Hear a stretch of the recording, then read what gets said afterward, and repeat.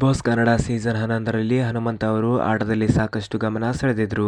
ಅವರ ಆಟ ಅನೇಕರಿಗೆ ಇಷ್ಟ ಆಗ್ತಾ ಇದೆ. ಮನೆಯಲ್ಲಿ ಪೆದ್ದನಂತೆ ಕಂಡರೂ ಅವರು ದೊಡ್ಡಮನೆಯಲ್ಲಿ ಇರುವ ಅತಿ ಬುದ್ಧಿವಂತರಲ್ಲಿ ಒಬ್ಬರು. ಇದನ್ನು ಸುದೀಪ್ ಅವರು ಒಪ್ಪಿದ್ದಾರೆ. ಈಗ ದೊಡ್ಡಮನೆಯಲ್ಲಿ ಅವರಿಂದ ಒಂದು ತಪ್ಪು ನಡೆದು ಹೋಗಿದೆ. ಇದಕ್ಕೆ ಗೌತಮಿ ಜಾಧವ್ ಅವರು ಹನುಮಂತ ಅವರನ್ನು ಪ್ರಶ್ನೆ ಮಾಡಿದ್ದಾರೆ. ಆ ಬಳಿಕ ಹನುಮಂತು ಗೌತಮಿಯಲ್ಲಿ ಕ್ಷಮೆ ಕೇಳಿದ್ದಾರೆ.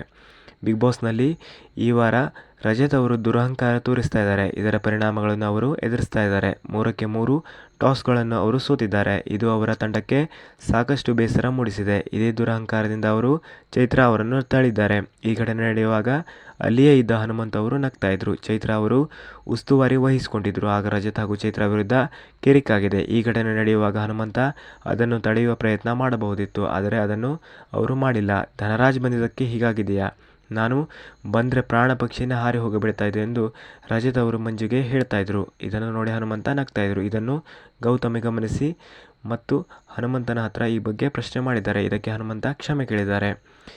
ಗೌತಮಿಯವರು ಇದಕ್ಕೆ ಏನಕ್ಕೆ ನಗ್ತಾ ಇದ್ದೀರಾ ಹನುಮಂತ? ಪ್ರಾಣ ಪಕ್ಷಿ ಹೋಗಿಬಿಡುತ್ತೆ ಎಂದೆಲ್ಲ ಹೇಳಿದಾಗ ನೀವು ನಕ್ಕಿದ್ದು ಎಷ್ಟು ಸರಿ ಎಂದು ಮಂಜು ಮೊದಲು ಪ್ರಶ್ನೆ ಮಾಡಿದರು. ಅವರ ಅಪ್ಪ ಅಮ್ಮ ಅಂದರೆ ಮಂಜುವಿನ ಅಪ್ಪ ಅಮ್ಮ ನೋಡ್ತಾ ಇರಲ್ವಾ? ಅವರ ತಂಗಿಯರು ಈ ಕಾರ್ಯಕ್ರಮನ ನೋಡ್ತಾ ಇರಲ್ವಾ ಎಂದು ಗೌತಮಿ ಹನುಮಂತಗೆ ಪ್ರಶ್ನೆ ಮಾಡಿದ್ದಾರೆ. ನಾನು ನಕ್ಕಿದ್ದು ತಪ್ಪಾಯ್ತೆಂದು ಆಗ ಹನುಮಂತ ಗೌತಮಿ ಹತ್ರ ಸಾರಿ ಕೇಳಿದ್ದಾರೆ.